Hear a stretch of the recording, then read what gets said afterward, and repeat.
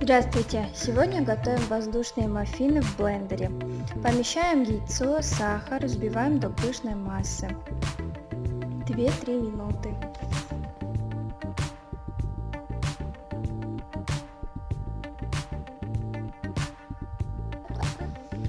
Когда получили пышную массу, заливаем молоко, растительное масло, гашеную соду уксусом и все еще раз смешиваем около минуты.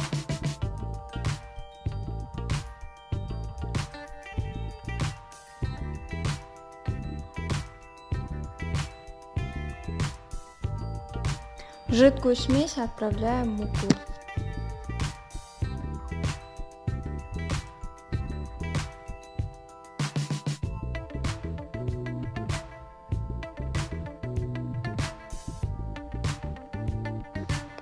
Все хорошо смешали и отправляем в форму. Из этого количества теста получается 8 маффин.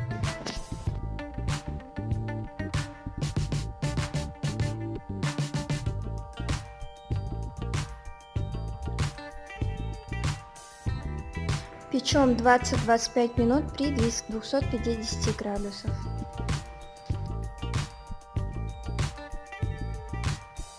Получаются очень пышные маффины.